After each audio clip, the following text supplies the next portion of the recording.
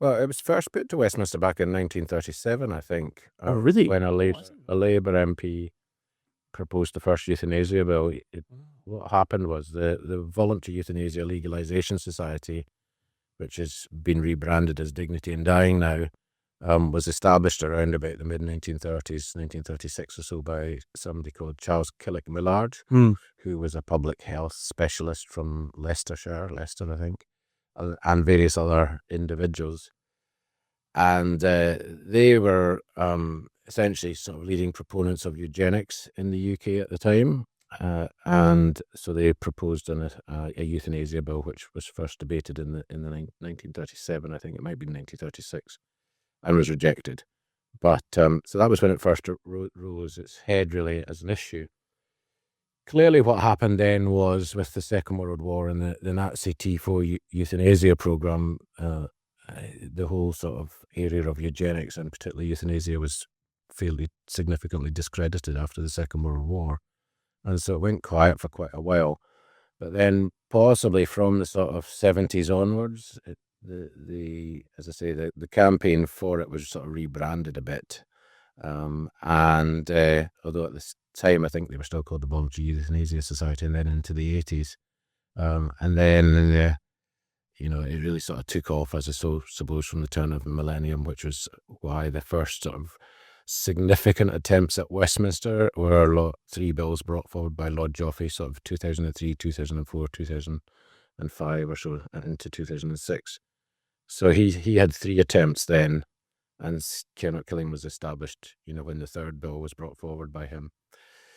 At the time, the Joint Committee on Human Rights had a look at his bill back in 2003-04 and produced a report on it, which was quite interesting at the time. And there was also a joint select committee inquiry chaired by Lord Mackay of Clashfern, which produced a big report around about the late 1990s, I think, on the issue as well.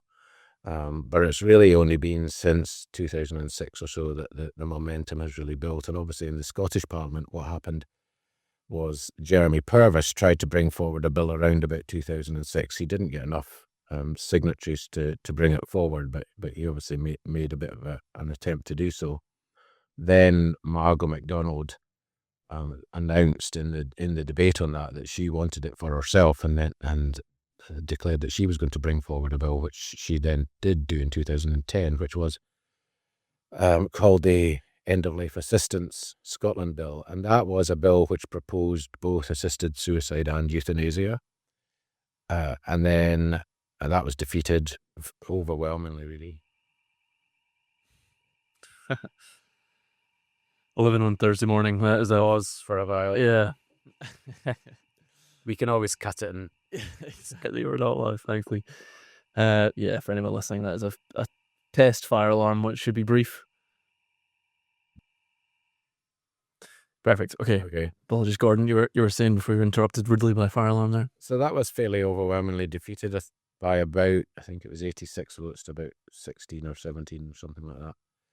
And then Margot, as was her wont, when she wanted something and didn't get it, she tried again, as she did with a number of issues, and brought forward another bill, which was an assisted suicide bill and was called the Assisted Suicide Scotland Bill. And she was very specific at the time that it should be called the Assisted Suicide Scotland Bill rather than a sort of euphemistic name, like assisted dying, for example.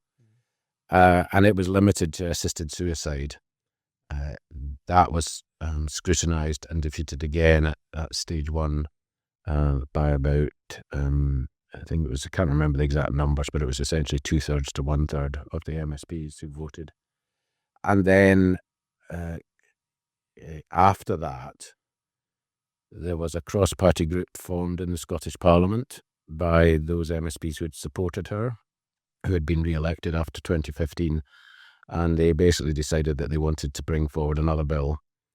And they have been planning it essentially for the last 10 years. And then obviously Liam MacArthur brought one forward, which we're now considering.